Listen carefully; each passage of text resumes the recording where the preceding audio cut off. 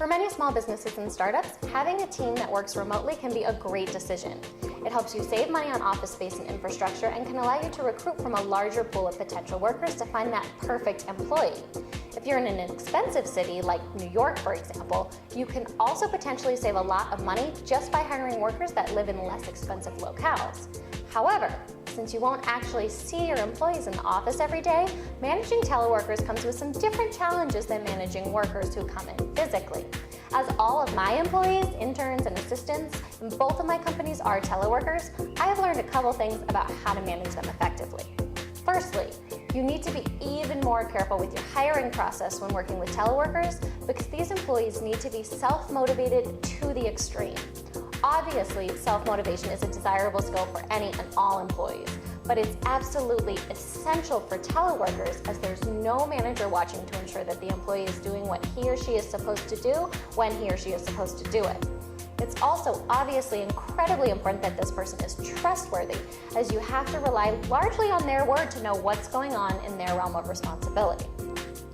In addition to these obvious traits, however, it's also important that you choose a teleworker whose personality lends itself to that role.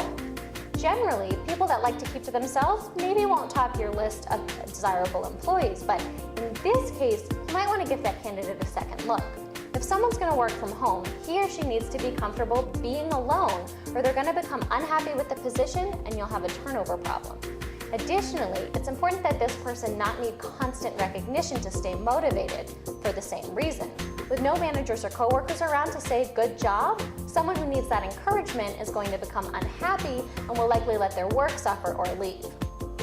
Finally, make sure that the person you hire is methodical about record keeping and comfortable with regular updates and check-ins. You'll need this person to make giving you status updates a regular and expected part of the day, not an annoyance or something that makes them feel like they lack autonomy. Once you've hired the right person, success comes down to clearly defined responsibilities and goals, regular check-ins, and careful tracking of success metrics. However you want to define success and communicate with your teleworker is probably fine, but those parameters need to be clearly defined and mutually agreed upon from the very beginning. Is it important to you that the employee work a set schedule, or just that they complete certain work each week? What metrics are you going to track to judge the success or failure of the employee's work, and how long does he or she have to reach each goal or milestone? How often do you expect written updates from the employee, and how detailed should they be? How often do you need to have a phone or a Skype check-in, and what should the employee have prepared for those meetings? What's the protocol for a sick day? A lot of times, telecommuters think they never need to take one because they don't go into the office anyway. So if you expect a certain level of work each and every single day, make sure that you're clear about when a sick day or a holiday needs to be used. As you won't be there to micromanage your teleworking employees, it's better to focus on the results of the work, not necessarily the process, but you don't want to be completely loosey-goosey with the basic requirements. Finally, since he or she won't be in the office, it's really easy for teleworkers to not feel like they're a part of a cohesive team. Try to make sure that you have regular whole team video chat check-ins, run company contests, or host getaways if you're a big enough company so that your teleworking employees don't miss out on feeling a sense of group identity with the rest of your employees. This is important for the quality of their work, their feelings of making an impact, and their loyalty to you and your organization.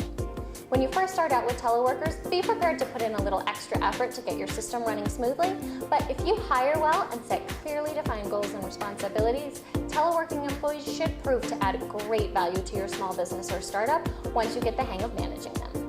Did you find this video helpful or fun? Then share it with a friend who you think would benefit from the dish, and don't forget to follow me on Twitter and Facebook and subscribe to my channel on YouTube so you never miss any of the latest tips, tricks, and tutorials to help your business grow.